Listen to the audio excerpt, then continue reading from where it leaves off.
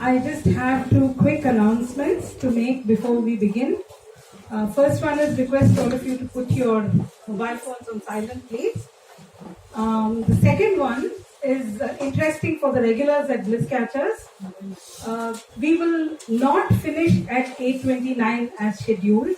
This is a special edition, so we will go all the way up to 9 p.m. Thank you in advance for your patience. What do I say? It's the 50th edition of Bliss Catchers. Thank you. It's been an amazing journey, and I must say that Bliss Catchers has brought a lot of meaning, purpose, and happiness to both Avis and me. I'm talking on behalf of both of us. And we started in a very, very small way, actually. We started in January 2015. At Ashwita Bistro, thanks to Ashwin Rajagopalan and Shruti there. We started with Bharadwaj Rangan. That's how Bliss Catchers started. And it's 5 years now, so which means 50 editions and 99. Yeah, it would have been lovely if we had hit a century of Bliss Catchers as well, but it's 99. And we said there is beauty in imperfection, so it's fine, that's the way life is. So we just let it be. Avis said, Bliss Catcher so that we can do 50 and 100. I said, no. Let it be imperfect, let it be 99 Bliss Catchers. But, we would not have lasted this journey without the support and the absolute kindness of Ashwin TS of Odyssey and the entire team there. So, a big thank you for being such a big support, Ashwin and Team Odyssey. You've been home to the Bliss Catchers for over 4.5 years, and I think it's this, running between the wickets, as we call it, that keeps all of us going. So sometime last year, I think, we were discussing with Ashwin in his office. We were saying, okay, we are coming up with 50th. What are we going to do and stuff like that. And Ashwin said, we must have a film on Bliss Catchers. And Avis and I were like, okay, now this is going to be really impossible. And we were, of course, not looking at a very big budget. And we were saying, okay, but who's going to make the film? So immediately our thoughts went to one of our Bliss Catchers, Ramnath Chandrasekhar. He actually featured in season 3, July 2017. He's a conservation educator and he's also a filmmaker. So we just spoke to him and spontaneously he agreed. He said, come on, let's make the film. So initially, I have to tell you this, when we started making the film, Avis and I were of this opinion that we could kind of take the video grabs from the different Bliss Catcher editions and sort of put them all together and make a film. That was our idea of how the film should be made. But I must tell you folks that Ramnath here has got a mind of his own. Ramnath's made this film with so much of effort. He's got such a keen eye for detail. He insisted on meeting all the Bliss Catchers and talking to some of them. He spoke to audience members. So the film is completely his labor of love. He's brought his passion, his creativity, his craft, everything into this film. So I'm not going to stand between you and the film. Ladies and gentlemen, presenting The Reason Why You Live by Ramnath Chandrasekhar.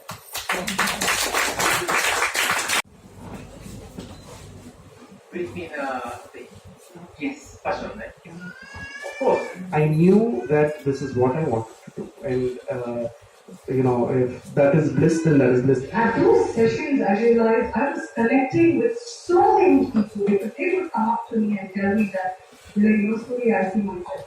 Habib Benzi's Jinne Lahore Nahi Dekha, BV Karan's Babuji and Ranjit Kapoor's Janpat Kiss were the three places which made me realize at that time there's no other place on earth I want to be except on stage.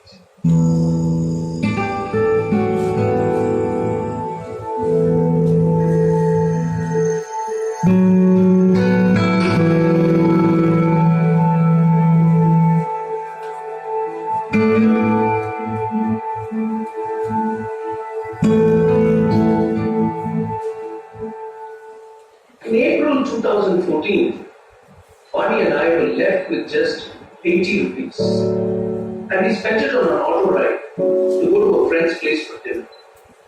You see, we've been going through a very prolonged phase of a bankruptcy for over 11 years now.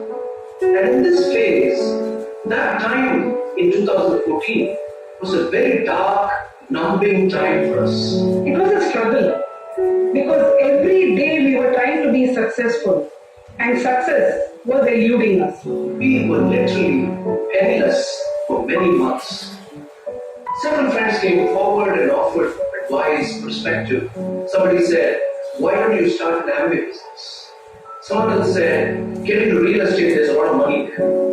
And some other people said, you have so many contacts in the corporate sector, why don't you start a placement service? But Vani and I, we love Joseph Campbell's philosophy of follow your bliss. We truly believe in it.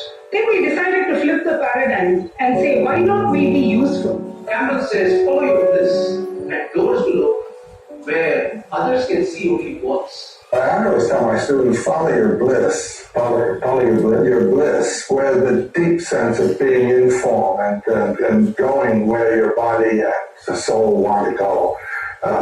When you have that feeling, then stay with it. So we stayed rooted to our bliss, which is to explore human stories and glean life lessons on happiness. That is the concept of Bliss Catchers and how it was born. It was hosted at Ashwita Bistro initially, and that's how this whole journey started. These are stories of ordinary people like you and me who are demonstrating remarkable courage in going and doing what they love doing. When they talk about their bliss, it's magical. I just love cutting mango with. So it's like what I'm doing the picking future. So I asked the students, where do you think this fits in, the spinning wheel? They said, Amarya. And then I looked at Gandhi, Sankika, Pachika, Amarya. And I said, wow, maybe this can be a PhD topic. What I love most about theatre is that somewhere it connects me to my primordial self. When I saw the insects in the field and spiders in the field, the beauty and the brilliance and their adaptation was so mesmerizing. So many angles to it that it whets all of my various appetites while keeping me centered in the big question of why I do it. I do it because it gives me joy. When they laugh out from their hearts, when they are happy, seeing their friends every week, and they are looking forward to doing a new activity every week, that happiness, it's an infection, I must say. What is unique about these people is that they are deeply passionate about what they do. They are striving for world-class excellence. And they're not necessarily only focused on their economic engine. This is amazing. This is a quality that sets apart a bliss catcher from any other. And for us, it's more about the journey of the Bliss Catcher rather than where they have actually arrived.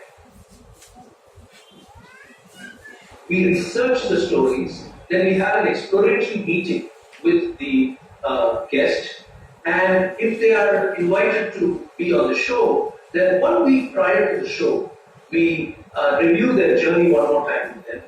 And on the day of the actual Bliss Catcher conversation, we sync our energies with them ahead of the actual time of 7 p.m. And that's what makes every conversation so special and so spontaneous. In the consciousness of it is the chemistry of this photo. Okay, let me open it up. They started as a fascination and a curiosity. What about rains excites you? Just rains throughout and so fantastic. The driveways just turns deep within a week's time. So great. What you are is your art. That's what you're saying. Yes, yes. I was always drawn to any kind of art, craft, and color. So I think as a kid I was exposed to, I would go to galleries. My parents would take care of galleries. How was that moment when you fell in love? That's the first time you were playing guitar. That was the first time I was playing guitar, and it also felt like I found my instrument. So yeah, This is a beautiful answer. This is a beautiful perspective. This is what being immersed in doing what you love.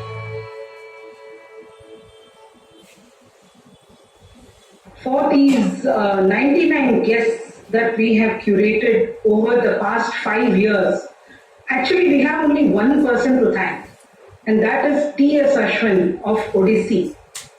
He has given us phenomenal support and taken personal interest in this series. What is very interesting is many Bliss Catchers keep coming back to watch the Bliss Catchers show. A community has kind of formed around Bliss Catchers themselves. They engage with each other and they collaborate with each other. But most importantly, they also say that they are here to learn from the journeys of other Bliss Catchers. And that's fascinating, that's beautiful. I used to want to listen to all these people because there was something new in each one of them that I would take back. I've always wondered how he does it. And every time I go and see another person, another walk of life, it's okay to interview a film personality or a person connected with cinema, but it's something everybody knows. A baker or a carpenter or a Carnatic. These are occasions he's not very familiar with. But then he is easier to communicate with them, discuss with them. It's not only the Bliss Catchers who keep coming back. We have several members of the audience who are regulars. Now, I first attended a Bliss Catchers program, I think about 4 years ago. I am amazed. I've been 60 years, all my life in Chennai. I didn't know all these kind of people existed in Chennai. I attended more than 25 Bliss Catchers program of AVIS. I always found him to be a fantastic anchor. The amount of research that he does on any subject or any speaker whom he is interviewing is fantastic. Many of them tell Barney and me that they can't believe that this whole program is non-commercial. One thing I have always enjoyed is the freedom he gives to the people to express themselves. You can interview a number of people for a few minutes, that's okay. But what he does is 2 detailed interviews with 2 people and going from one to the other, which is a difficult thing to do. He always begins at 7 o'clock, 8:29 p.m. So the punctuality is something we appreciate as a professional and as every episode teaches you something, and age has got nothing to do with it. And they are also passionately curious about what they do. They have no regrets about the road not taken. Even more fulfilling is that many of them have made significant life decisions based on this program.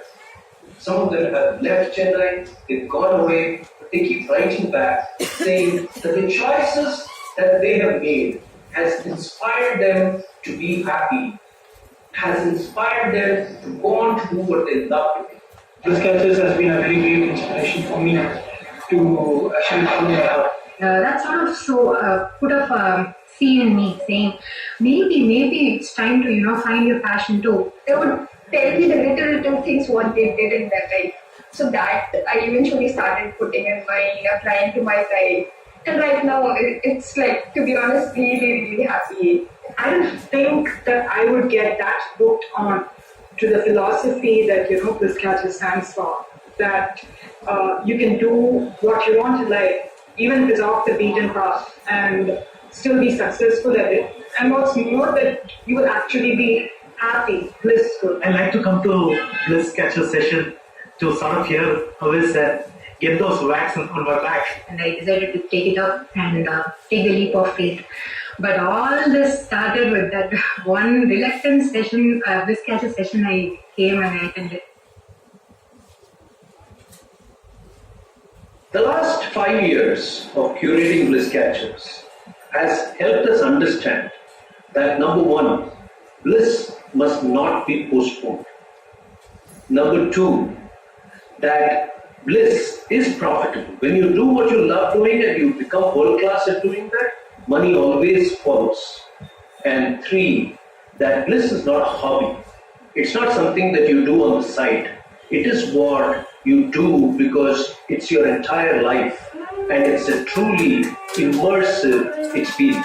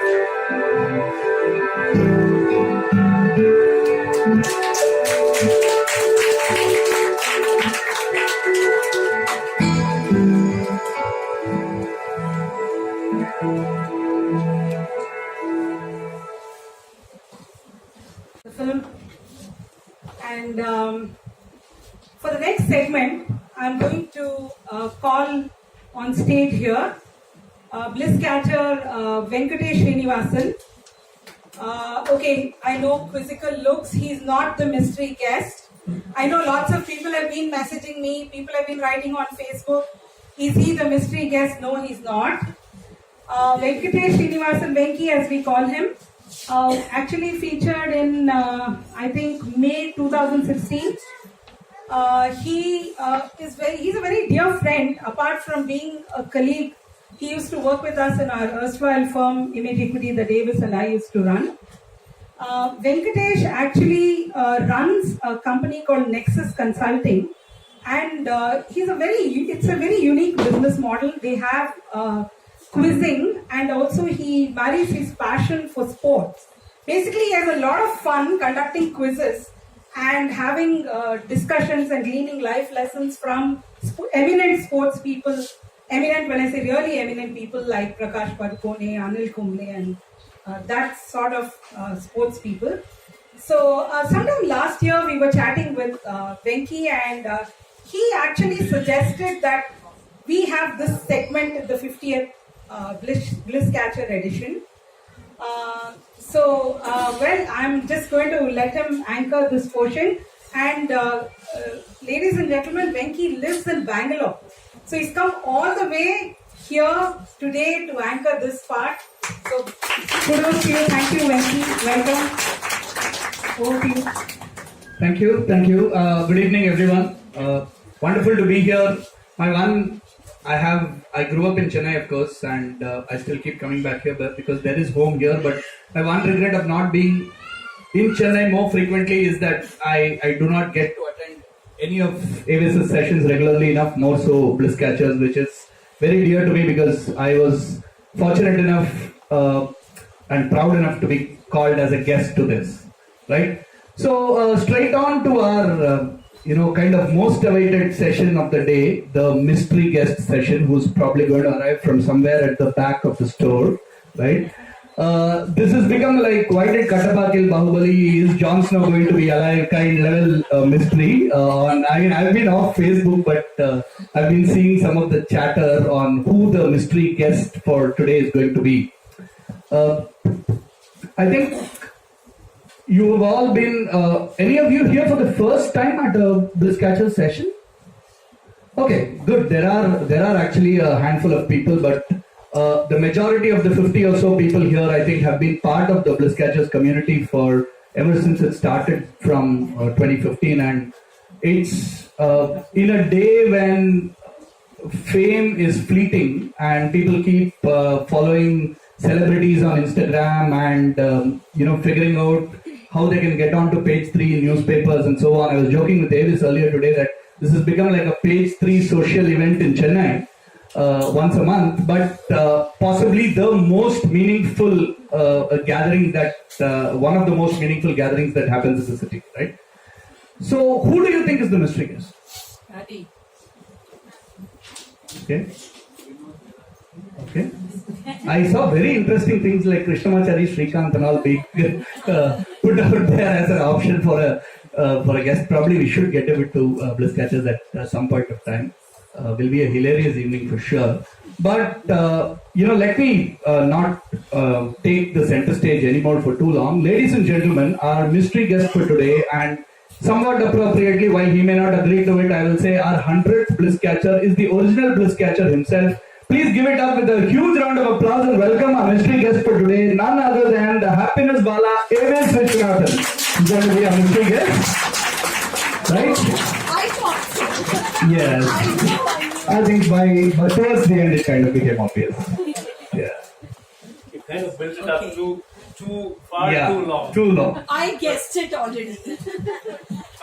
You were not on Facebook with us, so otherwise you could have won the prize. But you can still give it to someone. Yeah, if there is a response which is timed before the current time, you can give it to someone, right? No introductions needed as such to our mystery guest, right? He is the reason why this whole program is up and running, and he is the reason why all of you are here, and you have been listening to him interviewing the other guests. So today I have impossible shoes to fill to try and interview him, right? But we will follow all the principles that Bliss Catcher session typically follows, which is we will keep exactly to time, which is a 20-minute session that we've kept aside to do this interaction with AVIS. And I know that AVIS doesn't really want to be on the other side of this, but last year when I met him and possibly after the effect of a few spirited discussions that we had, I said, you keep sitting on the other side and interviewing people all the time. Don't you think, you should get onto the hot seat, so to say, at some point? And I'd like to do it, and we should do it for the 50th session. And after some thinking with a clearer head over the next few days, I think we both agreed that we can do that, right? So that's where we are today. So I will begin with asking you a lot of people obviously know the Genesis story. How many of you have read Fall Like a Rose Petal by AVIS?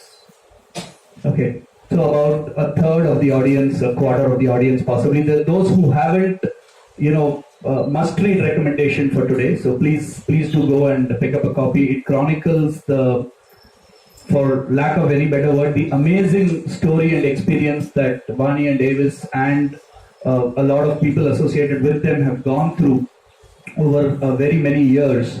And the book itself, will need an update and is probably going to come out in a new avatar of the book will come out very soon. But while you were going through all of these experiences, this transformative experience, what was that one point which triggered you to say, let us start something like Bliss Catchers? Have you always been enamored by the Joseph Campbell philosophy?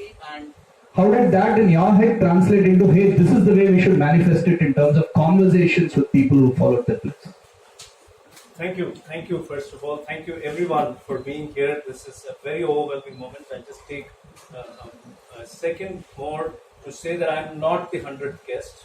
The 100th guest is coming up on the 19th of October. So, that was Venki cycle gap over for 100th guest. So I'm not the 100th guest. I'm just a humble, co-owner of this space of curating Bliss Catcher sessions with Vani and Ms. Ashwin T.S. standing quietly over there. But to answer your question, Venki, there was this time when we had to look at our life very, very differently. nothing that we tried was coming together. We tried keeping jobs. We tried retooling our business model. So success was just elusive, as Vani said in the film. And when one night I went to Vani and I said, "Ye compact success jo cheez hai, why is it so elusive?" So she said, "Why do you want to be successful?" I thought we have evolved spiritually, and I'm really surprised that you are still looking at success. And I said, of course we have to be successful because we have to repay 5 crore rupees to 179 people, so we had better be successful. And she said, just imagine if you had all the money in the world today and you are able to repay all your debt, what would you do? That was a very, very powerful question which had never been asked of me until then. And I said, I'd like to go and tell people that it is possible to be happy despite your circumstances. It is possible to be non-worrying, non-frustrated, and non-suffering if you train your mind. So when I told her that, she said, so basically you want to be useful. Why do you need money to be useful? Let's go be useful. And that's how Fall Like a Rose Petal happened. And when Fall Like a Rose Petal happened, it connected us to people. And I still remember we were sitting in Ashwita Bistro, and Ashwin and Shruti, the owners of the bistro, were sitting with us, and they were thinking in terms of let's have a program which is like a chat show. And we said there are many chat shows, there are many conversations, but let's make one very meaningful. And Follow Your Bliss was something very, very close to me and Vani because we stayed rooted as it was shown in the film. So we said there is this idea of following your bliss, and we did know through Sushila, through Paddy himself, Paddy's story. And we said he's a techie turned film critic. There's we can reach out to him, we can see if we can invite him. And that's how the journey actually started. So it was not premeditated. We didn't even think that we will have a second edition. Humne bola yaar, chalo let's try one. Let's see where it takes us and see where it has brought us. Absolutely, I think, and in such moments with even if it was one session, I think the commitment and the passion to making that session work and curating a very different conversation is what lent to the DNA of Bliss Catchers, if I might say so. As it has evolved, I mean, what in your mind has kind of brought all of these people together? Like, what is that secret sauce that has binded all of these people, got them together, being part of your conversations? When you have, for example, approached somebody and said, we would like you to be a Bliss Catcher, what's that whole process been like? People initially, in the initial years, in the first few editions, there are some here that we met very early on, and they were a bit surprised with the idea. So you really think our story works? So Suresh, you were not the first person to ask that question. So do you think my story works? This was one response that we used to receive. The other one we used to receive was, why are you doing this? What do you get out of this? So is there a catch? Are we going to take away my story rights and make it into a book? People were wondering because we always told people very transparently about where Vani and I are in life and why we are doing this from a higher purpose point of view. So there was that lurking suspicion in the early stages where, are you going to ask any money for doing this? Is this a trade-off? So that was there. Right. And then the third thing that people were curious about was that is it really possible to take a story and put it into a 90-minute format? And in an age where everybody is running after YouTube content and digital content, snackable content, who would have the time and patience to watch a 90-minute live show? And so I think those were early responses. But the series has lasted this long. But to answer the first part of your question, what is the secret sauce that binds these people? I remember a conversation that we had in 2015 with Suresh Krishna, the chairman of Sundram Fastners. and we were meeting him for another series, a conversation series, which is appearing as a book of mine later on, called The Happiness Road. And Suresh Krishna said, "Ninga vera nalla pandral." So we told him about Bliss Catchers, and he said, the most important thing is these people have been around all along. In a way, Suresh Krishna himself is a Bliss Catcher because he's a student of history and literature, philosophy, and he is actually running a huge enterprise. He said, "I didn't know anything about fasteners and the manufacturing space until I got in." So he said these people exist all over the place, but they need a common space to call their own. So what you're doing is remarkable. Keep going in that direction. And so it was kind of prophetic that we got that sign and that direction from Krishna himself. And so what is the secret sauce that binds them? I think their courage, their conviction, and their sense of joy. And what we are doing, we are just the sutradars. We're just connecting people in the space and allowing it to evolve. So again, I'll say, look where it has brought us. Right. I overheard a very interesting strand of conversation little earlier in the evening when there were probably only 5 people or 7 people here in the hall or 10 people here in the hall. When you do these sessions, when you started doing these sessions and as it's evolved, etc., you've never really thought about எல்லாரும் வருவாளா 40 பேர் இருப்பாளா இங்க இதை பார்க்கறதுக்கு இல்லைன்னா வந்து 2 பேரை கூப்பிட்டுருக்கோமே பேசுறதுக்கு will they find it meaningful if only 5 people are sitting in the audience and listening to their story curated by you? Has that ever been a source of even fleeting anxiety for you? Has it been a question that has arisen in my mind, in Vani's mind? Yes, it comes up every single time we do an event, and I can see Ravi Kiran there, I can see Bala there, and I can see many people who are in the performance space who will relate to this. Will audiences come? Do you think we will have an audience? And I learned that lesson. Geeta will remember that event, which happened right here when my book was launched, when Fall Like a Rose Petal was launched. It was a rained out day in Chennai. Ashwin had the courage to blow through with the conversation with an unknown author called AVIS Viswanathan. And I called him up and I said, "Is the conversation still on?" Mirchi Deva was in conversation with me, and there were exactly 9 or 12 people in the audience that day. One was, Geeta and Manichandra were there, and Vani and I were there. Deva and her husband were there, and there were 2 people from Odissi, and there was one lady who sat where Soumya is sitting right now, and we didn't know her. She was sitting through the whole conversation that Deva and I had, and we talked about the book, its origin, and all of that. When the conversation got over, she got up from the chair and she came forward. She was that typical Pavada Davani lady with a lot of oil on her hair.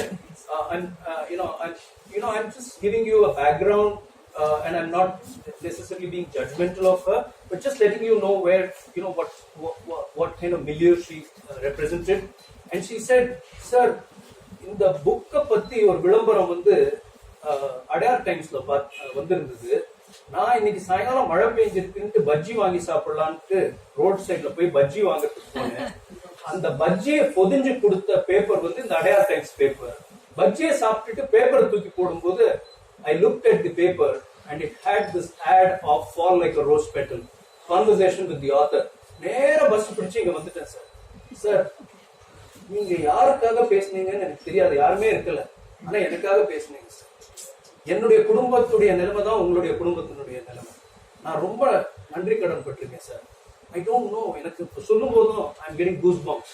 I don't know that lady's name even today. I wish I had asked her that what was her name. So that day, Venki, we learned a very important lesson, that whoever is ordained will be in the audience, and the message will reach people.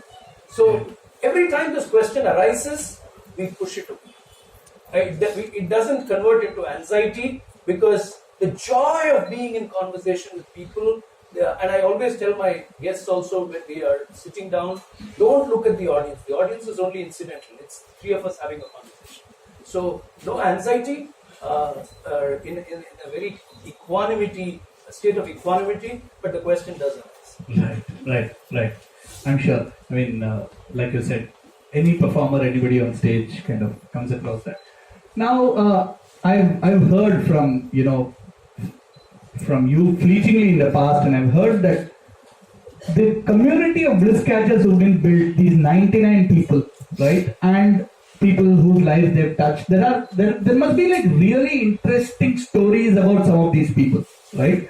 About experiences you have had in getting them in, and experiences they've had subsequent to being a bliss catcher. Now, even without naming names, can you give us some of those nice experiences and stories? Well, we've had, as I told you, people first thought we were soliciting them for something. So one person definitely said, I think, originally when I met you and Vani, I thought you were going to sell me an Amway product. So that happened. I can so imagine you not doing that. So that happened for sure. We also had people thinking that they are qualifying to be bliss catchers. Right. So as the program has built a credibility and it's loved today, and I thank all the 99 bliss catchers for helping this program get that kind of build that kind of reputation today. So people do solicit us and say, "This is my story. Do you think this fits in?" And when we say, and we always reply. This is like back to your newspaper days when somebody is like giving you a story idea and saying, "Feature me in the paper." Absolutely. So we are very grateful to them for reaching out to us. So we meet them, we have a coffee with them, but when we decide that we are not doing this, we do get back to them. And a couple of times people have... Is that difficult? It is difficult because people see the way... Because obviously everybody believes their story is an important story. So we have to tell them that there is a distinction between bliss and hobby, and perhaps we need to wait longer. And that a couple of times people have got pretty ticked off and have told us off. People have got angry with us for not being flexible with the dates. So bliss catcher dates don't change. You have a choice to opt out of the session if you have a business engagement or an emergency that you're dealing with, and that has happened a few times. But even this morning I had a request for a shift in the bliss catcher schedule. Can we move the date up or back? And we say no, the calendar is curated up front.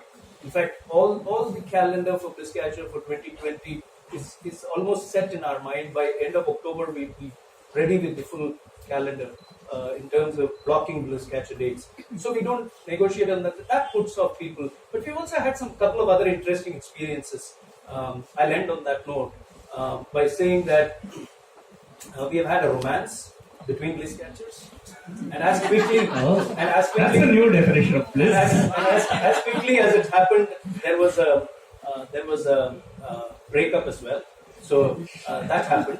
Then we've had a controversy when a bliss catcher was seated here, and somebody in the audience who turned out to be a PETA activist, and the bliss catcher ran a dairy farm, and so they had a huge argument between them.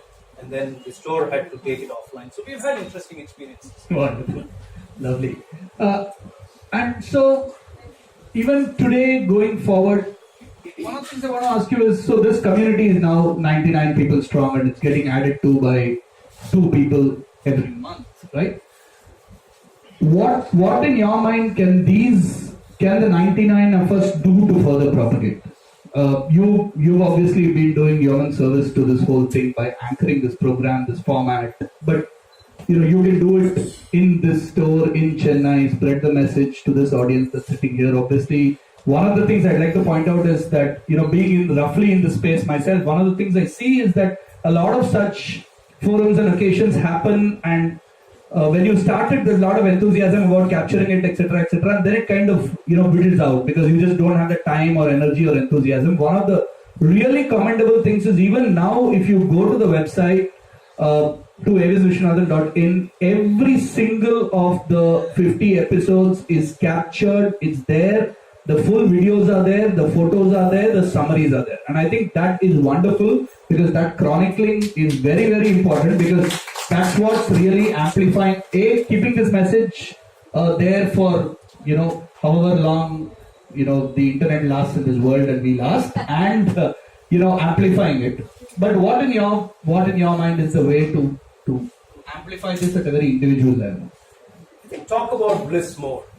We struggle to talk about what we are experiencing is something really real for us. Right. Does it work for us? This question keeps coming up in people's minds. Right. So talk about bliss more, because the simple definition, Bala there, it points to my primordial self. Or if you talk to Janaki there, she would tell you that she loses herself every time she's telling a story. Or so will Ravi. So the idea of bliss needs to gain currency, and the fact that it is not a hobby. I think if we do that and more people talk about it, then I think we will create an ecosystem which is fundamentally very happy, and all of us, 99 people plus the couple of us, and as the community grows, all of us can be better champions, mentors, and leaders of the idea. Absolutely, Avis. On behalf of everyone here, on behalf of all of Chennai, all 99 of us, and since I'm here, I'll speak for all of them. Thank you very, very much. You put this together. You have, you've impacted lives. You've changed lives. You've brought a message out that's very, very important in this hectic life that we've all made it out to be today.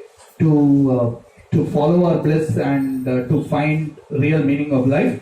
So on behalf of all of you, let me once again thank Avis, and at the 20th minute, as promised, let me call this session to an end and then hand it back to you for an engrossing evening for the next 90 minutes with our two guests here today. So back to you, Avis. Thank you. Thank you, Venki. Give me a hug. Thank you. So when Venki proposed it, I thought about it for a day and I said, yeah, let's do this. I know it's like turning the spotlight onto me and to Vani, but because it was Venki, I felt that he knows us more than anybody else, and there was no prep. Okay, I didn't know what was coming, so I think we should pull it off. And thank you for staying within 20 minutes. Thank you. Love you, man. Okay, so I'm back in my skin, and thank you so much for being here, everyone. We're doing great on time. And I must tell you that this is a very, very fulfilling moment for Vani and me. We have been receiving messages. We've been, preparing for this event for months now, and it's so good to see so many people, particularly Bliss Catchers, coming over and being with us. For those of you who are here for the first time, the format is that I will be inviting my two guests to join us here today. And they will come up in a bit. And this is a conversation. This is not a talk. This is not a panel discussion. This is a conversation. And those of you who are regular, today we will not be doing the quiz segment. And we have, over the last few editions, done away with the audience Q&A. So we will go on by this clock all the way for 60 minutes. And towards the end, I will wrap it up, and I guess we are on track to close this a little ahead of 9 p.m. That's the conversation structure for today. It's interesting that this conversation today is happening with two people who represent two different generations. The choices they have made appear to be pretty similar, but had their own complexities. And in the wildest of our dreams, Vani and I would not have imagined that we would have Suresh Kumaraswamy join us as our guest this evening. When we started at Ashwita Bistro on 22nd January 2015 with Bharadwaj Rangan, we had no idea who Suresh Kumaraswamy was. In fact, today I looked up the pictures of from the audience side of the pictures of that event to find out where he was sitting. And I actually spotted him sitting quietly in a corner. So I didn't notice him sitting there, but I did see him. I do remember him coming up to me and saying, "Hello, Avis, my name is Suresh." I said, "How did you hear about this event?" And he said, "I saw this up in the Hindu, a little note, and I came over." So that was the first time we met Suresh. And then he connected with us the next month, 27th February 2015. And this was an edition with Evam Karthik. And he walked in 10 minutes ahead of the program and he said, "Avis and Vani, I need 1 minute with you." And those of you who know me and the way we anchor Bliss Catchers, I'm getting into my zone at that time. The last thing I want to do is have a polite conversation with somebody that I hardly know. But Suresh took us away and he said, "I quit my job." I said, "What?" "I quit my job. I'm serving my notice period. This program has inspired me to follow my bliss." I said, "What is that?" "I'm not decided yet, but I like farming. I also like Sanskrit. I'll decide. But the most important thing, Avis, is I've decided." And that struck us, but it didn't sink in.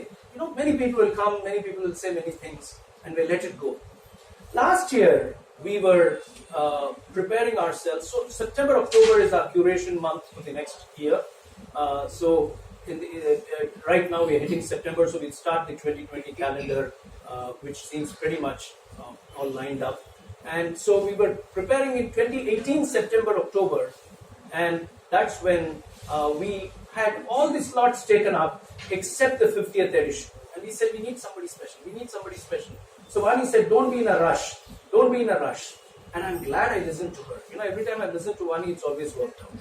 And so, if you see all the problems in our life, you will realize that whatever has happened when I've not listened to her. So I paused August and we moved forward for the other months. And as we did that, we got a call from Suresh one afternoon. And he said, "Avis bhai, I have completed my MA and MPhil in Sanskrit." And I said, "What?" I knew he was at Viveka. I knew that he was studying, but then he was reporting like an excited child would talk to a parent. There was that tone in his voice. I said, "What?" And he explained to us what it meant to him. And I said, "Let's meet for coffee." And so in December last year, in November, early December last year, we met him for coffee and invited him to be part of Bliss Catchers. Suresh had 10 more years to go in the corporate sector as a top senior management member in an IT company. And he walked away from all of that to follow his bliss.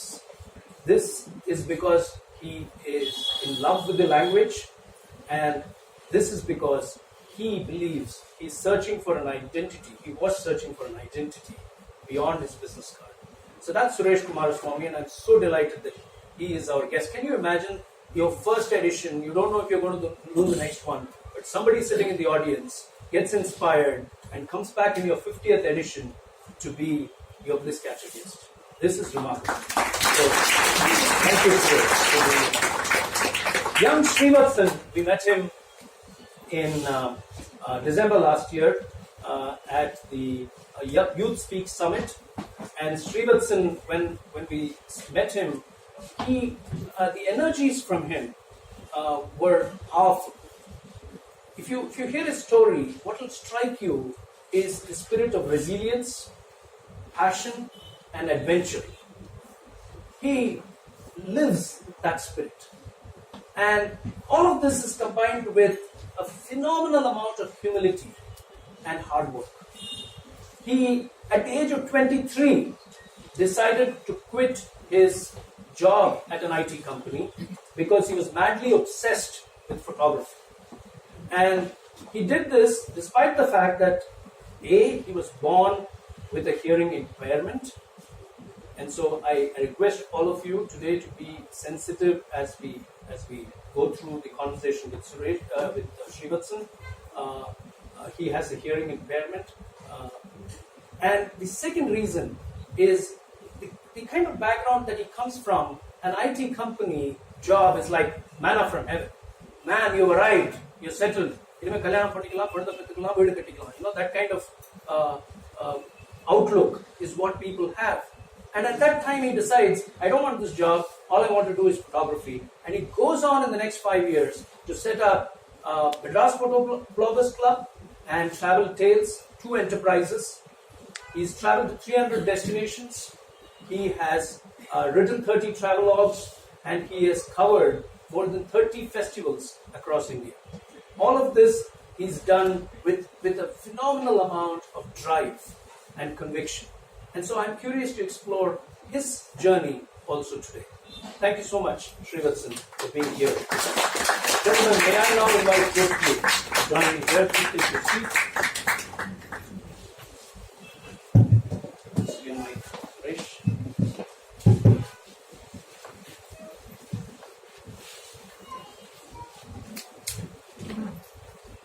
Okay, so you're all set, and let's get started. Let me start with Suresh. I'll start with Suresh. Suresh, how is it feeling? Feeling good? Yeah, I'm slowly getting used to this because I never imagined that. Yeah, to be very frank. Not in me. Yeah, so it's still sinking in. The state of denial is gone now that I am here. But it's still, when I look at this crowd here and I see so many accomplished people, I feel honored and humbled at the same time. Thank you. Just hold your mic a little closer to Sure. you as you speak, Okay. sir.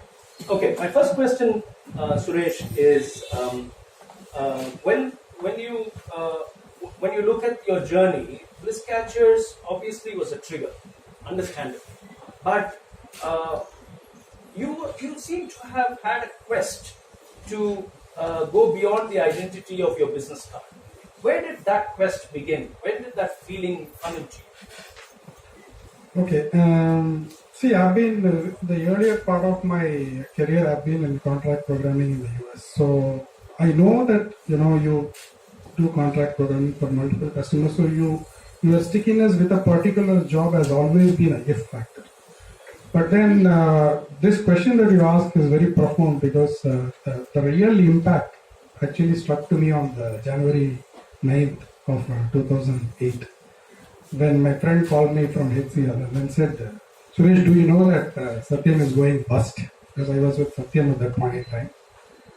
And it was a total, what you can say, well, are you really kidding me? He said, no. Haven't you seen the news yet? So no, I'm not seeing news yet. So I was like, first time I went, it was a little bit of a shock. But then, you also, I don't know how to react to that particular situation. It was very difficult for me because I was planning to retire with that company, by the way. Then I was just pensive for a few moments, and for some reason I took out my visiting card, and then I saw, as I looked at the card, I saw my name and the logo of the company and so many other things. Then I somehow felt all the other things melt away except my name on the card. And then I realized, if I remove all this, actually I'm nothing. In other words, a lot of people like me have invested heavily in the identity of the job as their own identity. And then I find that identity actually going away right in front of my eyes as we speak. Then I said, this is not something I would want to carry as a legacy for the rest of my life. I cannot do this. I need to have some other identity. It cannot be any more dependent on a particular organization or a particular employer to tell you who you are to the world. For that matter, I didn't even know who I was once those things are all gone. Right. So it was, like I said, I have to outlive this identity by hook or by crook. And the seed was actually for that particular moment. And I thank the Satyam episode for that. That's how it started. Quest beyond the identity of the business card. Interesting. Many of us go through this phase. In his case, there was a Satyam trigger, but I think we all experience triggers at different times. And the most beautiful thing about life is that it will give you those triggers, and it's up to you to pick up those triggers. When you are experiencing the trigger, you could feel a sense of incompleteness. You could feel very quizzical. What the hell is happening in my life? Or what is the meaning of life? What is all this all about? ஒரு தேடல் இருக்கும். There'll be a search. You can't define it. அந்த தேடல் வந்தாலே the human tendency is to push it away. Oh, it's disturbing. Does it resonate with you, Satya? It's disturbing, right? And you kind of think through it in your quiet moments, and you don't want to think about it anymore. But அந்த தேடல் வந்தா ரொம்ப நல்ல விஷயங்க. Because what I have learned from my life is only when you are lost can you find yourself. If you don't lose yourself, if you don't lose your way, you will not be able to try and find your own self. Mary Oliver, the American poet, she says, I don't want to have ever just visited this world. I don't want to have ever just visited this world. So you're not here just to visit and go away. You've got to do something. And most importantly, you've got to be happy. So I'm glad you shared that anecdote with us. Let's go on. Let me ask you, so let's go to the January 22nd, 2015, the first episode of Bliss Catchers. What was running in your mind when you came to that edition? What drew you to that edition in the first place, to that program in the first place? And what was running in your mind when you arrived there, when you sat in the audience, and then you go back home? Did you think about it? What happened that day? See, like I told you, the trigger was in 2008, but you said no, 2015. It's been almost 7 years. But the question and the quest continued with me. And I was all continuously looking for what is that? And it is very difficult for you to let go of an identity which you have been so programmed, because we and my wife, we started our careers at IT. We've been IT people throughout. So it's very difficult. And so I was also thinking, if I have to let go of this, what will take its place? That was something which I had not figured out. And in fact, I had not figured out even when I left my job. So I was curious, and when I saw this little clipping, I was thinking, okay, this is possibly... We have the clipping up there. Yeah. That was the first mention of Bliss Catchers. It's very tiny. It's almost inconsequential. One can actually lose it and then say, okay, seems to be something with which I can relate to or resonate with. So I was very curious. And I keep anyway reading Bharadwaj Rangan's reviews in the Hindu. So I also wanted to look at what kind of circle it was. It was a combination of both this and that. And that's all I had. And what happened there? What did you take away from that day that acted as a trigger for you? See, actually, when I saw Bharadwaj, and we obviously did not know each other, and Bharadwaj actually stood out as somebody who was from Vich Pilani, chemical engineer, who suddenly took up writing after his stint in the US and everything. And I said, okay, here is a guy who has, sort of decided to do something which he liked to do, and he seemed to be reasonably happy about it. So it's not like people have chosen something which is not for the learning, for the yearning or living or yearning bread or whatever you want to call it. But they have still gone ahead and done something which is very interesting for them. And here is a guy who is actually living to tell the tale. So it is possible, the possibility of somebody who can step out of the boundaries and examine something was very, very useful for me, because I was looking for that kind of a validation. And I couldn't find any. It was almost 7 years. I do look at musicians and so on, and artists and so on, but somehow the way Bharadwaj talked about it, how it was very important for him to be a writer, I realized there is something that was a takeaway for me, in the sense that here is a guy who seems to have really gone ahead and followed his true calling. It's a very glorified term, but something which is interesting, which he found it very interesting, and so he's simply doing it, dropping everything else. That's all. There was that validation that you did. That was very important for me at that moment in time. I got that validation. You got that validation. So going, the key point here is the word validation. We are consistently looking for that validation, and unfailingly the universe gives it to you. If you pause and think about your life, you would have got those signs many times. I remember 17th April 2007, I talk about it in my book, Fall Like a Rose Petal as well. Our first check bounced that day.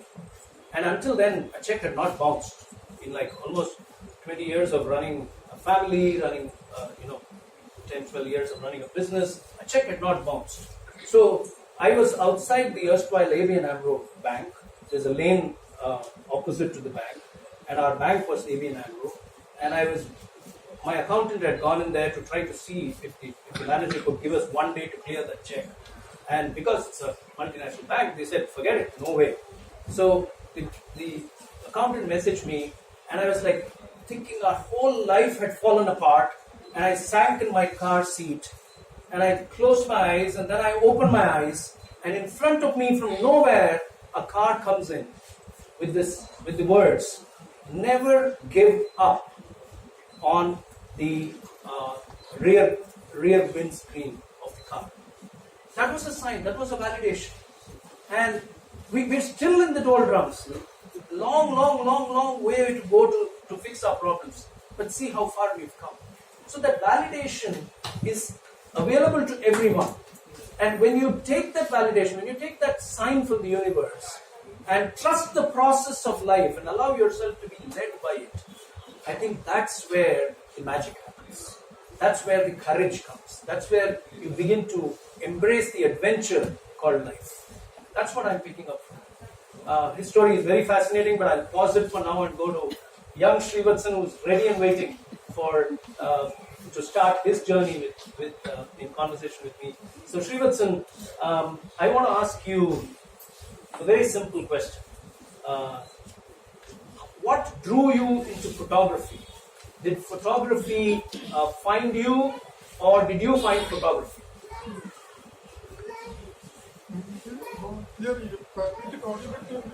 You turn on that. Yeah. Is it audible? Yes. Okay, thank you. Being born here in Thailand, I spent my childhood with a black and white thinking. Everything is very black and white, so everything becomes very complex, so it becomes very frustrated.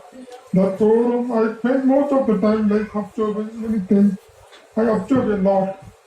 I observe colors, rain, trees, mountains, everything. So, because I have to concentrate a lot, I have to see everything visually. I have to focus. So, the thinking becomes very abstract.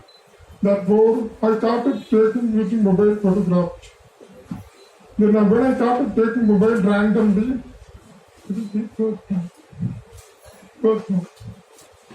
in the picture, in the year it is 78 years back, I see a lot of cloud patterns, tree patterns, sunrise, sunset. This gives me a lot of happiness to me. I find a joy there. That matters to me.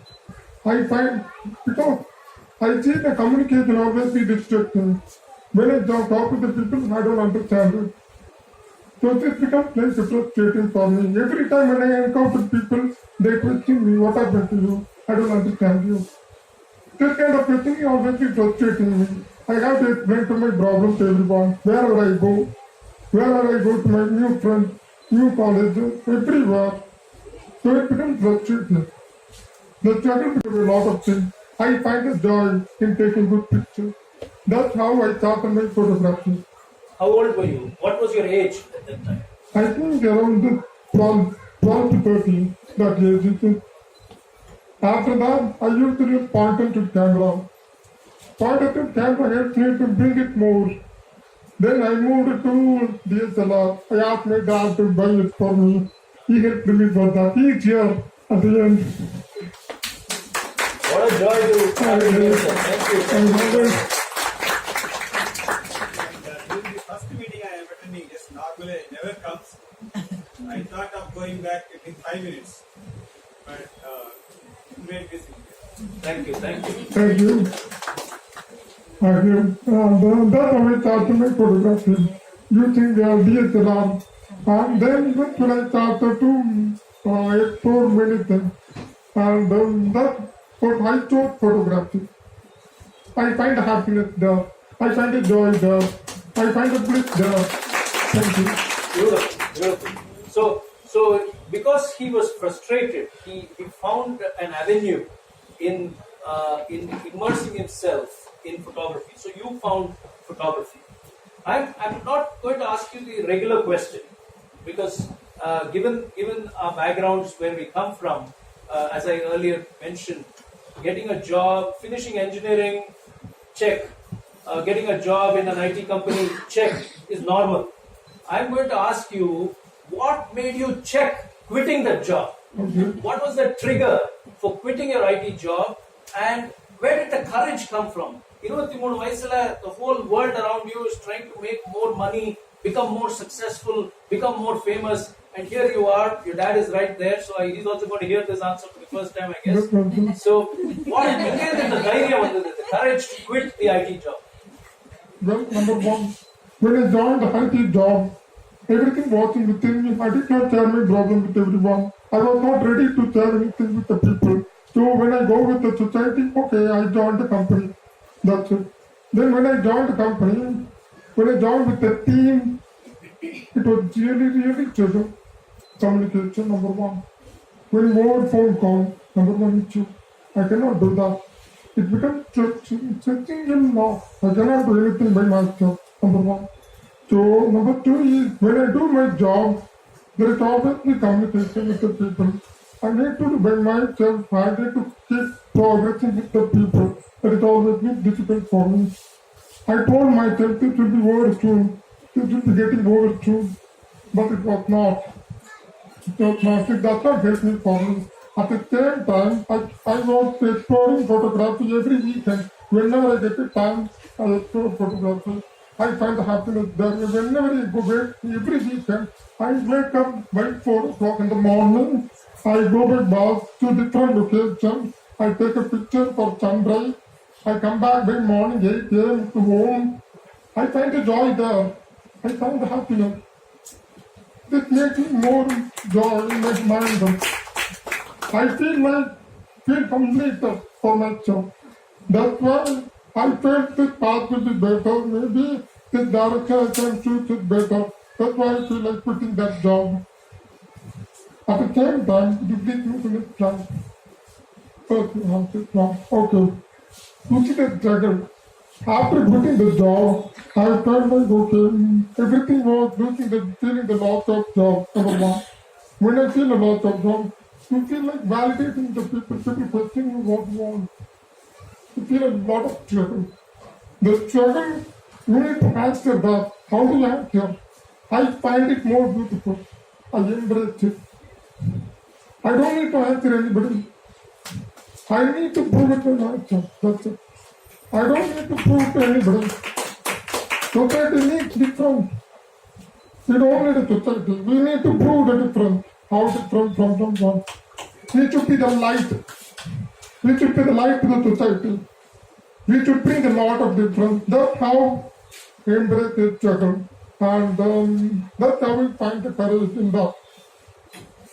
That's how I started making progress in photography. Fantastic, fantastic. Embrace the struggle. Embrace, that's a very powerful word. That is what he's talking about. Embrace the struggle. And the other point he's talking about is the pain. Pain is inevitable. But pain is also a great source of expression which can be transformed into art. If you channelize your pain, the anger, the grief, the guilt, all of that into your art, it kind of blossoms, it kind of grows. And the third word you used is, I asked that and you kind of talked about finding that courage in your joy. Finding that courage in your joy. That's a very powerful answer, Srivatsan. You're too young to be so spiritual, let me tell you that. The courage in the வார்த்தை இருக்கு. சில பேர் என்னையும் வாடி பார்த்து சொல்லுவாங்க, sir உங்களுக்கெல்லாம் ரொம்ப கரேஜா இருக்கீங்க சார், ரொம்ப ஸ்ட்ராங்கா இருக்கீங்க நீங்க அப்படின்ட்டு. கரேஜ்ங்கிறது jujube. Courage is not the absence of fear. Courage is what fear delivers unto you. When you look the fear in the eye, எது உங்களை தடுக்குதோ, எது உங்களை தாக்குதோ, அது திரும்பி பாருங்க. You run away from it, it will chase you. So turn around and look at what is scaring you. So you looked at your struggles, you embraced them.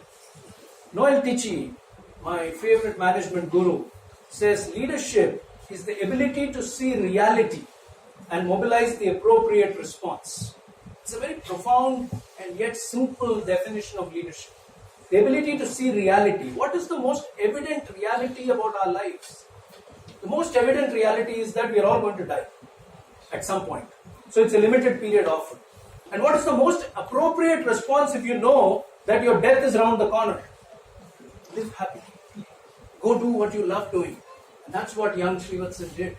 He embraced his struggles and he found the courage to face society, which was asking him all kinds of questions. And he found meaning in art. Is that a good summary? Thank you. I'll go back to Suresh and come back to you. Thank you so much. And people are really enjoying the conversation with you, Srivatsan. You're doing great. Suresh, let's come back to your question. I was just thinking. I was hoping you would spend some more time with us. we will go back. We will go back. We're good on time. We will go back. But coming to your journey, my question is, to get inspired is one thing, sir. But to kind of work on that inspiration, put it to work, is a bit difficult. Many people falter in that realm. So my question is, when did you decide to quit?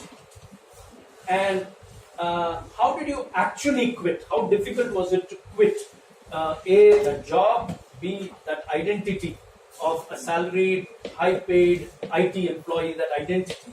So I'm talking about quitting at multiple levels. It was just a tipping point waiting to happen, like I said, so after I saw Bharadwaj Rangan, and then I never discussed this with my family also, though I have been giving them enough indications that probably this is not what I want to do for the rest of my remaining part of life, having traveled this far. So I was giving them hints, and I already discussed with my father, and I've been telling them that this is something I need to do, something very different with my life. This is not something I want to do. Luckily, all of them gave them the full support. And you could say the tipping point, in a sense, was that I had just moved to a new division. And the division, the boss of the division also had decided to move on. So for a few minutes, almost about a month or so, I was actually reporting straight away to the COO in the sense. So I was thinking, so I'll have to once again go and build connections, get into a new division, start all over again. It was going on in my mind, and then this program happened, and you could actually say the last consulting assignment in a way triggered this, because when I met the person, he was the CEO of the Qatar bank. He was explaining about a business problem, and then the ask was simply too much, and I knew that we cannot deliver it, the way we have evolved as a company. And then I said, this is it. I don't think I'm going to do this, because once again I saw that I'll have to start traveling all over again, convincing customers to go there. There was the time the digital wave was also starting. So I said, once again I'm going into the same thing which I did 25 years ago. Going to pack my bags and once again start traveling as a consultant. So I think I'm going to quit. I came back and then I told my HR head that I want to leave. And it was a difficult conversation for both of us. And of course there were some counter offers and so on. And finally I said, okay, I think I've made up my mind. And then I went ahead and I just did it. So when I did it, I didn't have any emotion. It was almost like my wife used to say, மூடுற கதவை பார்க்காதீங்க, எந்த கதவு திறந்திருக்கோ அதை பாருங்கன்னு சொல்லுவாங்க. So I saw that this door was closing for me, in a sort of a decisive manner. But there are no new doors. So I said, there are no new doors. This is closed, so that means that is excluding me. So I will wait for the new doors to open. But this is not something I would do. I want to create space in my life. I need that space. So I went ahead and said I'm leaving.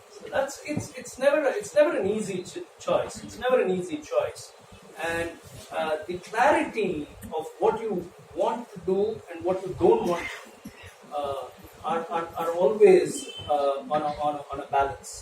Now, sometimes you may lack the clarity of what you want to do, but you clearly would know what you don't want to do.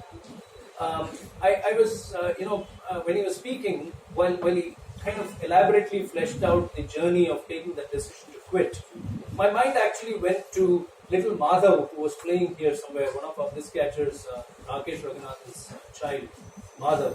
Now Madhav, as a child, if he's holding on to, let's say, this device, and I want it back, all I have to do is tell Madhav, look Madhav, why don't you hold on to this and give me this?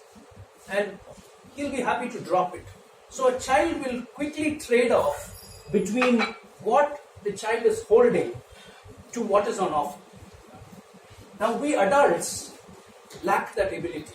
We cling on, we hold on to what we think is important for us. The more you hold on, the more you will suffer. So only if you let go, only when you open up your palms will you receive. And that is an irrefutable truth about life. And what you are needing will always find its way to you. Joseph Campbell, on whose philosophy this whole program is based, says that you have to let go of the life that you have planned to have the life that is waiting for you. That's what happened in Suresh's case. Thank you so much. That's the summary that I'm drawing from what you're sharing there. But why Sanskrit, Suresh? My next question. Why Sanskrit and why the rigor of an academic program? You've done an MA and an MPhil in Sanskrit. There could have been an easier route. You could have probably just learnt it from a Sanskrit scholar going and sitting and learning the chants or the Vedas or understanding the complexity of the language from a researcher. But you went for an academic program, and that's quite rigorous, A. And B, if I remember right, you did talk at some point about farming being an option. You have a farm in Vellore, and you were visiting the farm quite often after you quit the IT company. So, but why Sanskrit? That's my question. See, the desire to know something about Sanskrit was something lingering for quite some time in my life. Whenever I used to go to a bookstore, I look at the Upanishad books and the translation of Upanishad books, or even the slokas. I always used to wonder, what is all this, and I don't really understand this, but there seems to be something that is of interest for me. And then when I read the translations of the Vishnu Sahasranama, I get carried away. I believe there's a lot more import behind the words that I understand. So that connection was always there. It was always at the back of my mind that someday I have to do this.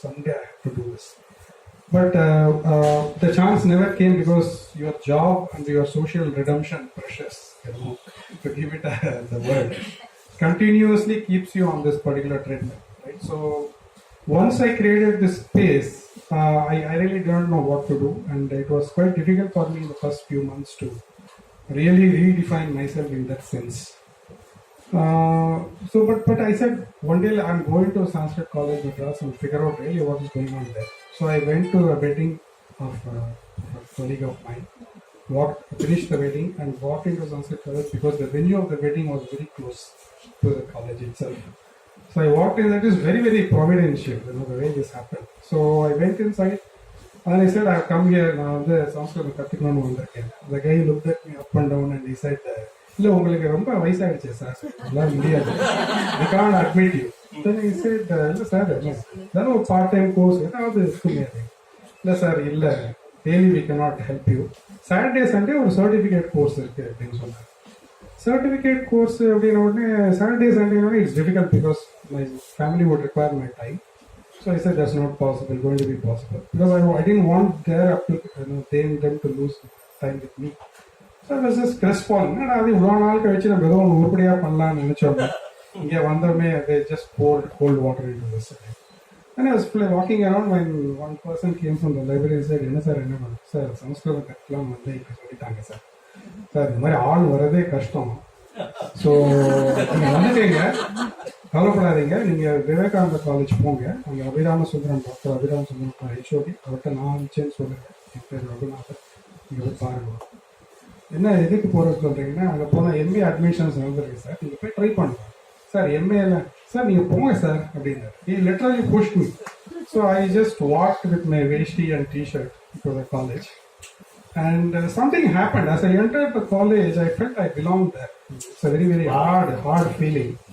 I mean, difficult feeling to express. Then I went and I saw Dr. Ramachandran, the head of Sanskrit Bharati in Chennai. என்ன sir என்ன விஷயம் அப்படின்னாரு. Sir இந்த மாதிரி வந்திருக்கேன். உங்க admission நடந்துருக்கு.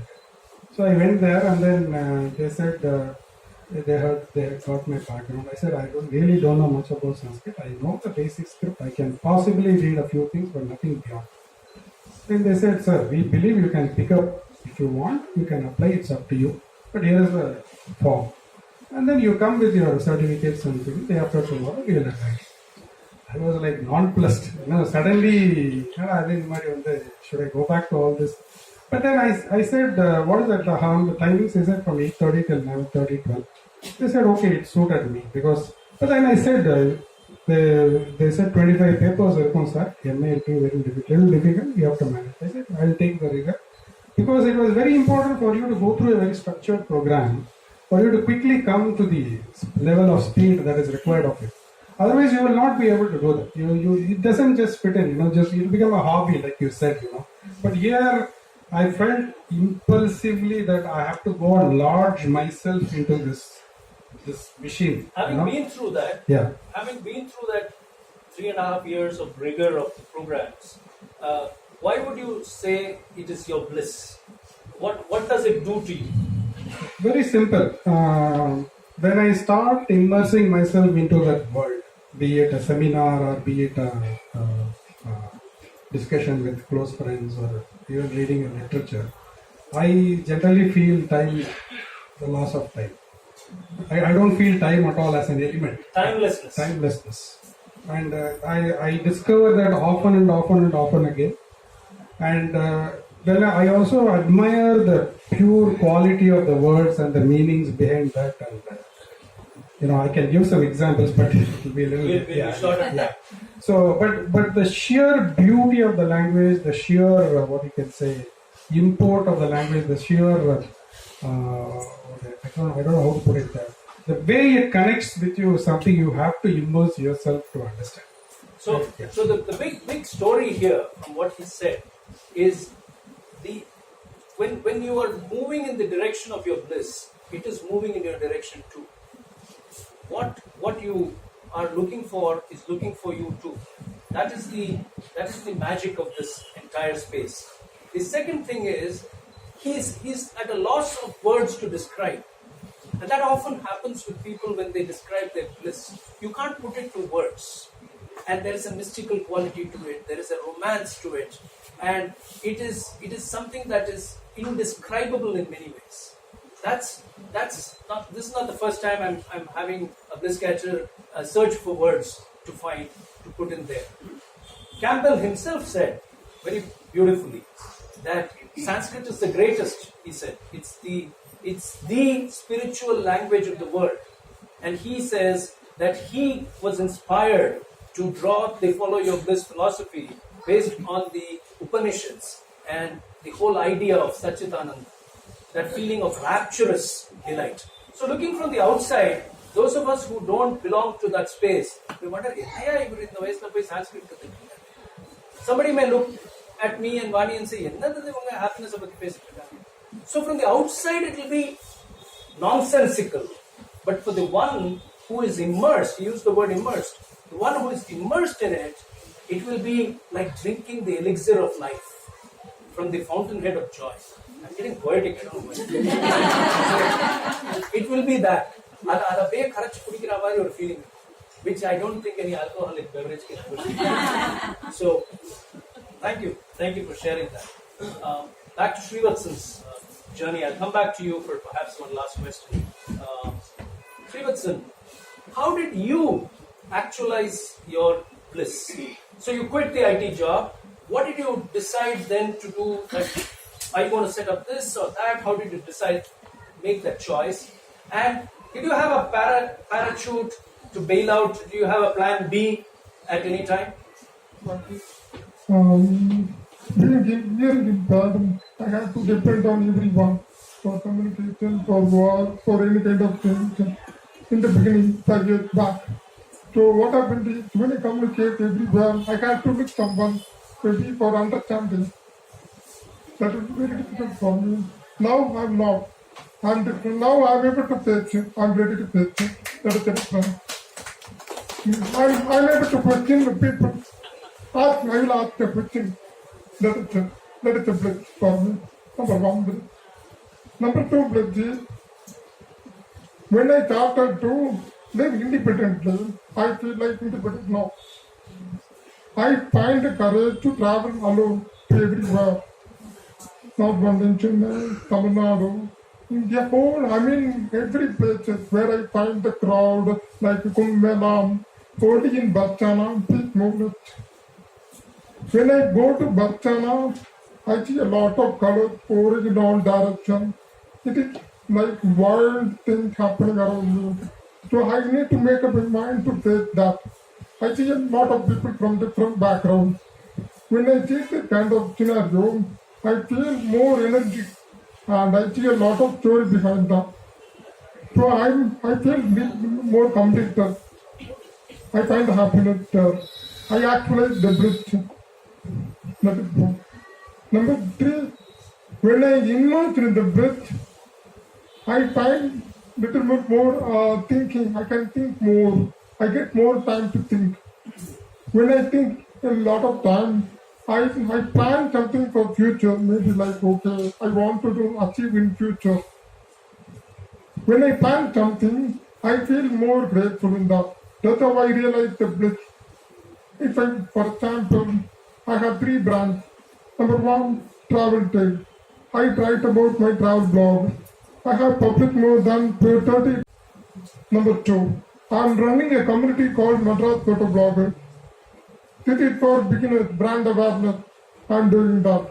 Number 3, when things too did not work out, I make quick money through wedding. Wedding. Right? That is the best way. For short term, it is the best way to make quick money through wedding. For long term, I use it for Madras Photo Blogger. In 5 years, how the organization should be. I'm clearly planning right now. For travel blog, it's for my whole passion. It's for my self-development. When I realize the self-development, I think a lot. When I think a lot, I can plan actually. That's how I realize my whole bliss. Beautiful, beautiful.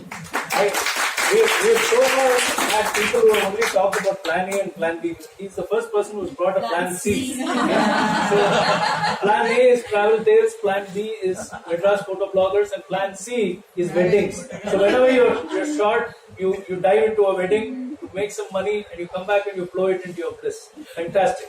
This is a completely original perspective, and I deeply appreciate that. But hearing him say, I was actually thinking about Khalil Gibran. Khalil Gibran says, your children are not your children. Your children are not born for you. They're born through you. Their life's longing for itself, he says. And we think that it doesn't apply to adults.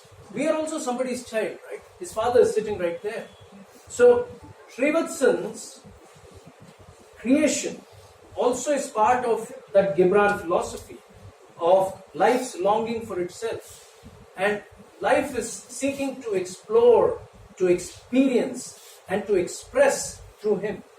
That is why he has been given the wisdom at such a young age to probably come up with plan A, plan B, and a plan C. So that if plan A and plan B are not working, then you fund it with plan C. Fantastic. Amazing. So the way you described it, so simply and yet so powerfully, I've not heard this answer so far. Thank you so much. Let me ask you, somewhere you were also referring to it, and then we used that information in the invitation as well. 300 destinations across India in 5 years, 30 travelogues, 30 festivals having been covered. What drives you? What wakes you up and drives you? And you don't seem to be paying any or rather your hearing impairment is not coming in the way of anything that you're trying to do. So what drives you? What keeps you going? What's this? I imagine myself here. What drives me? My question is, what drives me? The point is, see the picture. When you see the picture, flowers are pouring in all directions. Imagine that. If I'm in that place, I'm in that light place, I feel more energetic. When I find it, the kind of moment, I find happiness. That it makes me to drive more. It's more like a joy of work. When you find the joy of work, you find more energy. Two things. The one is very crowded area, like Nasi Kumbh, Ahmedabad Kumbh, these are the Allahabad Kumbh, these are very crowded place, overwhelming. When you go with the crowd, you will be pushed, provoked. You don't know what to do. At the same time, you don't know what to capture. You will be overwhelmed. So this kind of mentality will make you to explore your mind. You may need to decide something, whether you take it or not. Therefore, I find a joy there. I find a joy in challenges. I find a joy in difficulties. That's how I capture those pictures when I go for different locations, number one. Number two is where there is more people. You are trekking somewhere to double-decker bridge. When you go for double route bridge, you need to trek it for nearly 4.5 hours to reach that place. There will be huge staircases. You need to trek to 2 mountains up and down. You have to reach it. It may take it 4 hours normally. At the same time, it will be raining. You need to be physically fit. You need to mentally prepared. So I've been both in the same kind of scenario. So in both scenarios, I decided how to see that perspective. So I'm able to see everything as a positive side. This helps me to make a progress, not only in my life, even also my business too. If I see something lost, okay, fine, let's move on. Let's move on the positive side. That drives me to more. That's the main thing. I don't care if I lose something. I don't care. I keep moving on. I have set of goals. I picture I want to achieve that. In 5 years, I want to achieve this. In 2 years, I want to achieve this. But it does not happen overnight. It practice day by day, night. It takes a lot of effort. I meet a lot of people. I meet a lot of teams.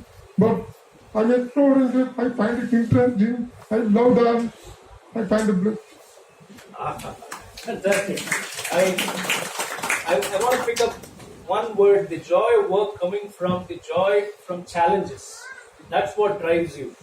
I feel when I was listening to you, I was thinking about our own situation. I'll come to that in a bit. But that's the magical quality of bliss. You know, bliss is all encompassing. It is what drives you. It's your fuel, in a sense. It's your alarm clock, if I may say that. It is your shot of Americano. It's your double large single malt on the rocks. You know, why I tell you all this? I'm using metaphors that work for me. Okay? Why I tell you all this is because the driving energy of bliss does not understand the language of pain. They don't understand, you know, and it's fascinating. The human body, the human mind will understand this, but what comes from your deep within your soul does not understand pain. You can go on. The second is, it will wake you up. It will keep you awake, and it will keep you on a perpetual high, which no alcoholic beverage again can provide. So that is why I use those metaphors. And I could relate to what you're saying, because you're talking about your challenges from an impairment point of view, from a hearing impairment point of view. Vani and I are dealing with life for the last 11, 12 years as if we are shackled. You know, on one side is the debt, the physicality of the debt and the cruelty of debt. And on the other side is because of the inevitability of money, the material resource, which is important, though your life doesn't always have to depend only on it, but it is important. And because it's not there, we are shackled. And yet, while the pain is intense, we are not suffering. We've learned to be non-suffering because we have stopped asking why why me? And we've kind of embraced his philosophy of saying, these are the challenges, and let me work with those challenges. Let me immerse myself in the moment of what I'm loving doing, and therefore we keep going on. And I'm sure such is the story of many people out there who are listening to this. So there is great beauty in putting your bliss to work. Thank you so much for sharing that perspective. Let me go back to Suresh now. Suresh, a couple of very quick questions. I'm keeping a watch on time, and I need to go back to Srivatsan as well. So one question is very important, and I must ask it for you, which is insecurity. Has insecurity ever come calling? You know, when you take a decision at 50 plus and say, I'm going to quit my job, then there are multiple layers of insecurity that are possible. One is that everyone around you have gone into a classroom, but everyone around you is chasing their tail, they're going at a breakneck speed. Second is, anybody can do with a little more money. So you probably left 10 years of earnings or more on the table when you walked away. And the third is this whole fear of irrelevance. That fear of irrelevance. So does insecurity come calling? How have you dealt with it?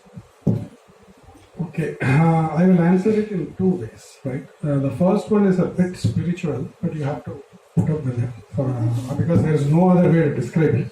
Because the very first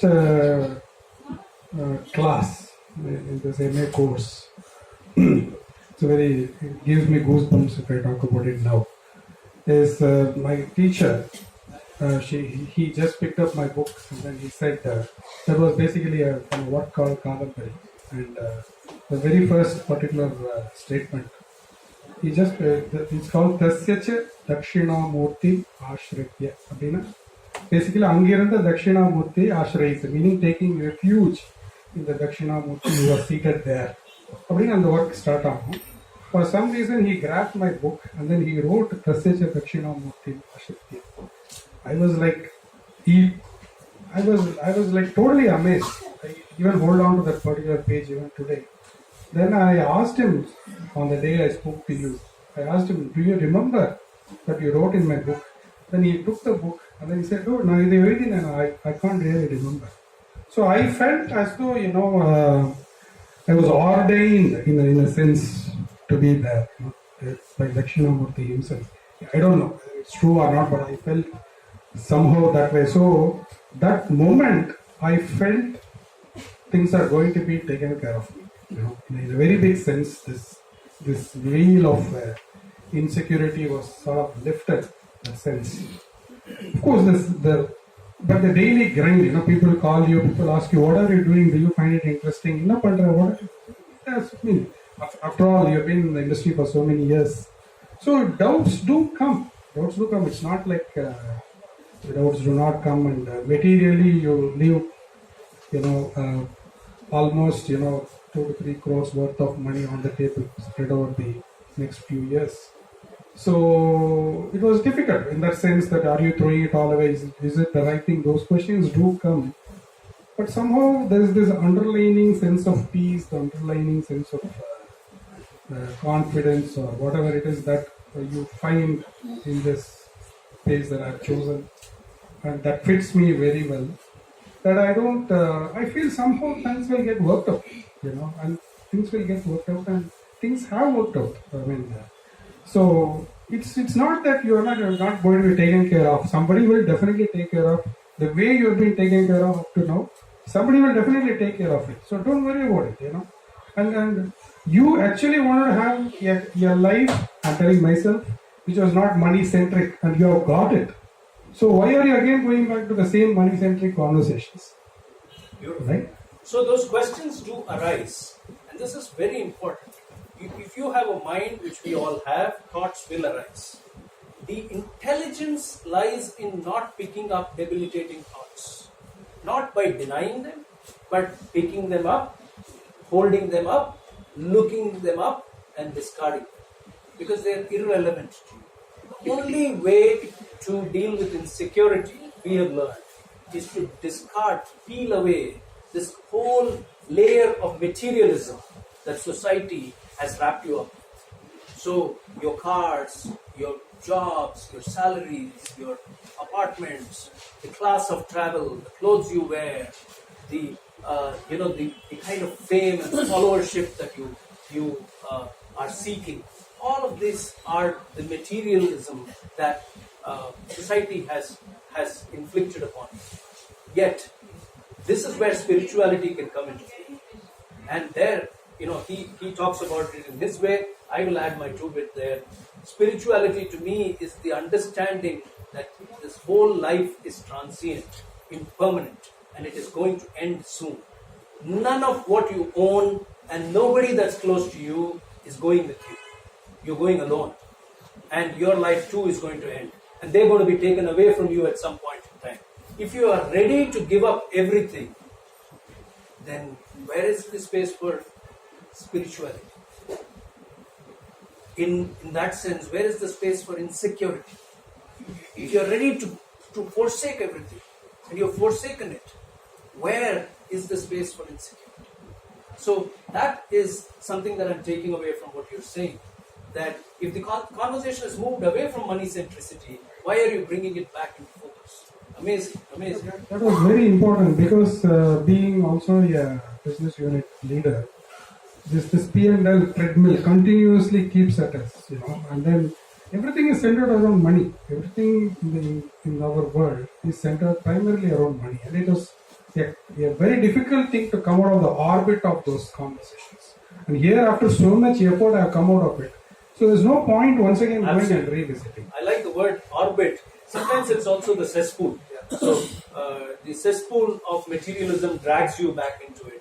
And the other point I forgot to elaborate in what you said is that life is extremely compassionate.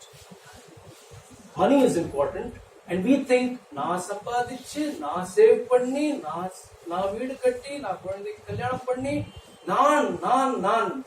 This whole dadam for the I is what we have been taught. But life is so compassionate. Unakku kulandai irukka, andha kulandhukku padikkanuma, the way will be born. That's what we have seen in our life. Unakku edu pidikkiradho adha sei. Keep doing your effort, but what you need will always find its way to you. And this is magical. There's no other way. You have to experience it. I'll go for Srivatsan's last question. I'm keeping a close watch on time, so we do have time for your last question, Srivatsan. So my last question to you is, following your bliss over the last 5 years, doing all that you have loved doing, daring to do it, live the life that many young people out there listening to this conversation here, or when they watch it on video, they're going to be thinking about, hey, I wish I had a life like this. So living that life, do you feel today you are a better, happier person? Do you think you have evolved? Have things changed? Definitely. In 5 years, before 5 years, even I don't talk much in front of people. And they always were not very confident at all. I thought very confident. I was always be depending on someone for communication. Number 2. Number 3, when I feel like down, I always feel like, okay, I don't do any kind of activities. Now, I know what to talk, what to not be talk. I'm very clear about what I want. That is the difference. And I know how to fight back when people mock me. That is just, I'm very clear. The more I face, the more idea I get. The more people I meet, the more exposure I get. The more confident I'm getting it when I meet more people. The more people I meet, I get more confidence. That's the whole bond. The thing is, I find the happiness in making progress in self-development. I want to bring the difference in society. That is very important. So I feel happy and content at the moment. You are feeling happy and content at the moment. Amazing. Yes, this is so well said.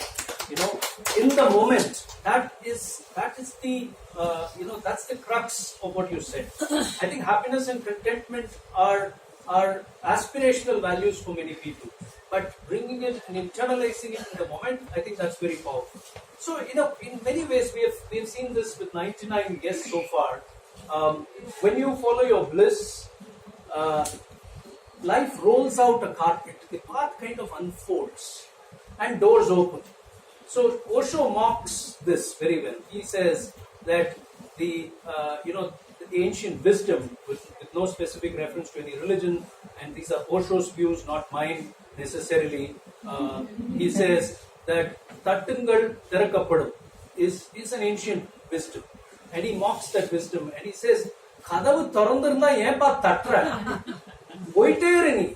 You keep going, and the doors will open. That's what Campbell picks up on and talks about as well. So in a way, if you're getting self-confidence from happiness, if you're getting the ability to face life from your happiness, if you are enjoying the process, the journey of life from happiness, then you've understood the meaning of happiness. So happiness is not something that you attain after achieving something. Happiness is something that you experience here in the now. And that's what your bliss has taught you. Now, when you look around, many times you will find that people are running all over the place around you. People are running amok. And you think you are being left behind. A. B. There are financial, physical, and emotional challenges that you are experiencing at any given time. All this put together make you believe that you are worthless and you are a loser. But if you pause to reflect and ask yourself, why am I doing what I am doing? And is this process giving me happiness? This process of learning Sanskrit, his process of embracing his challenges, is that giving me happiness? When you pause and ask those questions, you will always find that if your answer to the second question, that you enjoy the process, is yes, then that is your reward. There is no destination. There is nowhere to reach. There is nothing to prove. There is nothing to achieve. Just that process of being happy doing what you're doing. If the answer to the second question is no, then you go back to the first question. Why am I doing what I'm doing if I'm not happy with it? That's what I'm picking up from you, Srivatsan. And as a young bliss catcher, you've taught us so many wonderful lessons today in your own humble, measured, but yet profound manner. Thank you so much. Thank you. And one more thing. Nowadays, people don't have the time to think. I request spend some time to think what you want. Number 2, take care of your health. Many people are not focusing health. The more concern about yourself, the more productive you will be. That is very, very important. Then when you realize the happiness in your life, that is important. And you can connect me in the Instagram, Facebook, LinkedIn. Thank you. Most happening man in town, ladies and gentlemen. 2 different generations. I'm going to do a wrap in a little while. Please bear with me as we go through the final phase of this evening. We are great on time. Stay to the very end, and we'll wrap this up very quickly. It's been an amazing conversation with both of you gentlemen. My young friend Atirupa always points out that 90 minutes is not enough, and it is true.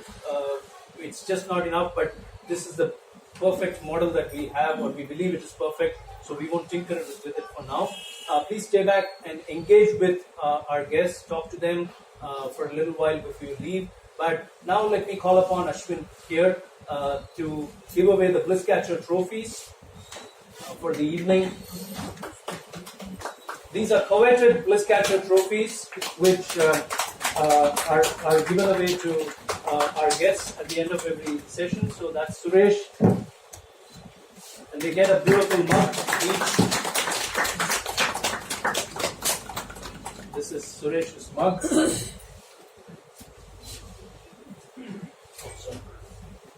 And this is Srivatsan's.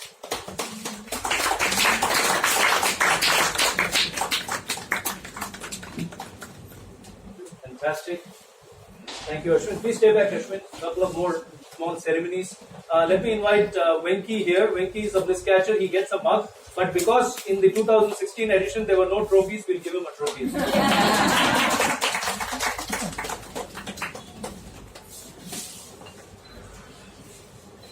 Thank Thank you, Venki, for coming all the way from Bangalore and having that little conversation with me. We have a couple of more giveaways. We'd like to celebrate one of our audience members who's been with us through almost all editions of Bliss Catchers, barring, if my count goes right, about 3 or 4. So 46 out of 50 or 49 out of 50? 49 out of 50. Ramesh, please come forward. This is Ramesh. He's been there from the first edition till the 50th, missing just one along the way. Without his constant support and encouragement at different times of our journey, we would not have got this far. Thank you so much, Ramesh.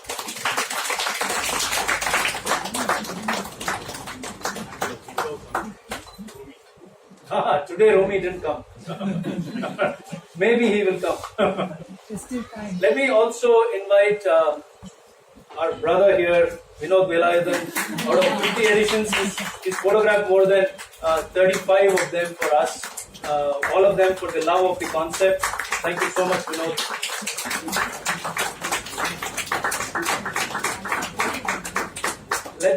Let me invite one last giveaway for the evening, which is Ramnath Chandrasekhar for that beautiful film, The Reason Why You Live. What Ramnath has done is amazing. It was his idea of going with the film that way, and believe me, there were no budgets for this film. It's all his love. Odissi did support to some extent, but it's been entirely Ramnath's way. Thank you, Ram. Give me a hug. Thank you. Thank you. So, unfortunately, there are no winners for the mystery guest part of the evening. Nobody who guessed it right. So to that extent, I think Vani and I pulled off a coup with Venki. Venki, where are you? We did an amazing job with that. I was a bit tentative about should we do this? Would it mean like Vani turning the spotlight back on AVIS? Anyway, AVIS now why do all this? I was a bit tentative, but then I thought this was an idea that came from Venki, and we said we should go with the flow. So it turned out well. Thank you so much. Now let me do this quick wrap. How do I wrap the story of these two gentlemen? What's coming to my mind is something very simple. Whether we follow our bliss or not, our life at different times is going to be peppered with challenges. There are going to be challenges. Harivansh Rai Bachchan, avarda vararni. Harivansh Rai Bachchan, avardana, avar vararni. Harivansh Rai Bachchan says, Jeevan ka matlab hai sankharsh. So the sankharsh, struggle, challenges cannot be avoided in life. Whether you follow your bliss or not follow your bliss. So intelligent living. Simple point about intelligent living. Isn't it common sense that if your life is going to be peppered with struggles in any case, why not go do what you love doing and face those struggles? At least you'll be happy facing it.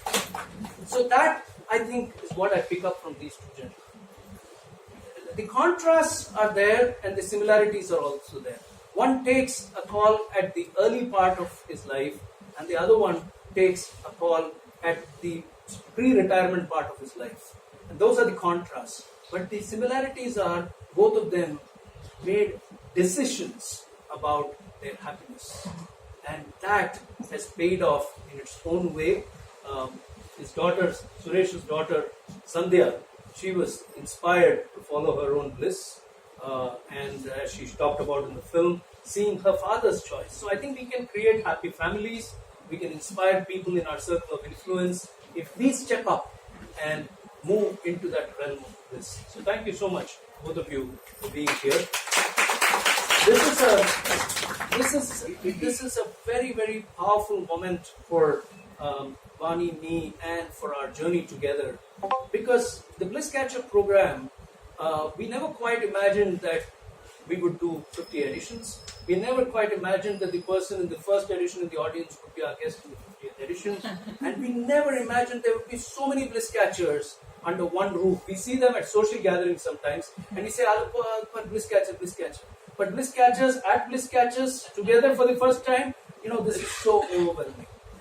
So celebrating the 50th edition, as I close it, I can only say, this program, I can only stand up and say, thank you. Thank you for all your love. Thank you for what we are experiencing today is the magic of all your love. So from darkness to light, we've seen the transition in our life. Materially, it's still very dark, but there's so much light that tamasoma jyotirgamaya. That I think we have experienced that in a very practical, living sense. Second is from meaninglessness. Arthamilada or varkai. When you have got so many problems, you think that life has no meaning, and it has no meaning. But you make meaning out of your life. You bring meaning to it. And I think that has happened for us. And from pennilessness to enrichment, to fulfillment, to abundance and happiness. It's been a magnificent journey, and it would not have been possible without all of you. Thank you. Thank you so much. No moment to come here. Thank you everyone. Thank you. Let me make a couple of announcements about the schedule of our programs. They're changing a little bit, so just bear with me. Final announcements. The schedule of our program. This is the way to be in touch. Did you turn that off? Okay. The schedule of our announcements of our programs are changing, and the announcement I'd like to make is that Bliss Catchers now becomes a bi-monthly. So we're going to have Bliss Catchers on the last Saturday of every alternate month, and the other month when Bliss Catchers is not happening, it would be our other series, the Happiness Conversations. So for this rest of this year, we have Happiness Conversations coming up on 28th September, where R.V. Rajan is going to be in conversation with me and Vani, along with K.S. Narendran. Fabulous story. Look out for our mail on that.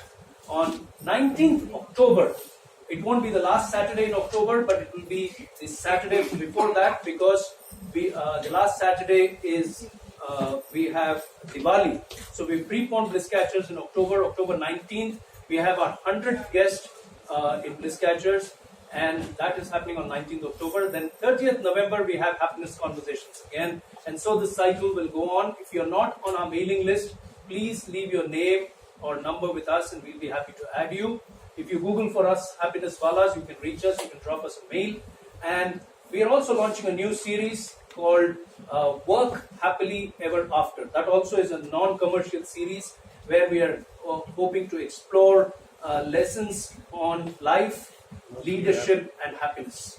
Work Happily Ever After, starting October 19th. If you're on our mailing list, you'll receive invites for that. That's for lessons on life, happiness and leadership for workspaces. Thank you so much. All of you have a wonderful evening, and be happy, be blissful. Thank you.